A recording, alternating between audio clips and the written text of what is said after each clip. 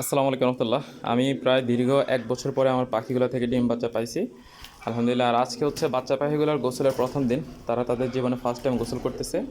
আর আমি এখানে গোসলের পানি হিসাবে পানির সাথে একটু হেলেঞ্চা শাক দিছি, যাতে এগুলো খায় বা হচ্ছে খাওয়ার জন্য নেমে হইলেও গোসল করে। আর এই যে দেখেন, এই চারোটা হচ্ছে বাচ্চা, উপরের যে হলুদ দুইটা আর হচ্ছে নিচের এই দুইটা, ঠিক আছে, বাচ্চা। আর ওইটা হচ্ছে মেল পাখি, আর এটা হচ্ছে ফিমেল পাখিটা। তো যাই হোক, ফিমেল পাখিটা আবার ডিম পেড়ে দিচ্ছে মাশাল্লাহ, এই যে দেখতেছেন। আর অনেকে অভিজ্ঞ থাকতে পারেন, তারা বলতে পারেন যে আপনি এত ঘন বাচ্চা নিতেছেন কেন বা ডিম নিতেছেন কেন। ব্যাপার হচ্ছে, আমার খেয়াল ছিল যে এগুলো বয়স একটু হলে বা খাওয়া শিখে গেলে আমি এগুলো আলাদা করে ফেলবো, কিন্তু আমার বুঝে ওঠার আগেই পাখিটা ডিম পেড়ে দিছে। তো চিন্তা করলাম ইনশাল্লাহ আগামীবার ওদেরকে একটু রেস্টে দিব, ফিমেল পাখিটাকে। আর এই যে দেখেন, এখানে আরেক পেয়ার আছে। আর এটা হচ্ছে ফিমেল, এই যে একটু ম্যাঙ্গো কালার। আর এটা হচ্ছে মেলটা, এই যে দেখেন ওরাও খাচ্ছে।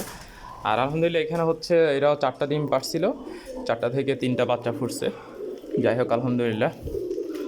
আর এই যে দেখেন, তা আমি আমার অভিজ্ঞতা থেকে যা বুঝতে পারলাম, পাখি বাজরিকের পাখি সেট হইতে যতদিন সময় লাগে আর কি, কারো হতে হবে 1 মাস লাগে, কারো 2 মাস 6 মাস লাগে।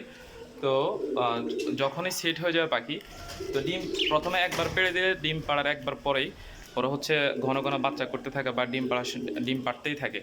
তখন আপনাকে খেয়াল রাখতে হবে যাতে ওরা রেস্টে যায় আর কি। পরবর্তীতে আপনার ডিম পাড়ায় না কেন এটা নিয়ে টেনশন করা লাগবে না, আর পাখি যদি সুস্থ থাকে। তো এটাই আমি বুঝলাম আর কি। তো এই যে দেখেন মাশাআল্লাহ, নতুন পাখি বাচ্চাগুলো গোসল করতেছে, এই যে দেখেন মাশাআল্লাহ।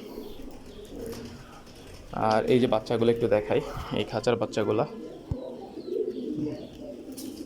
তো ঠিক আছে, আজকে পর্যন্ত সবাই দোয়া করবেন, ভালো থাকবেন। আল্লাহ হাফেজ, আসসালামু আলাইকুম।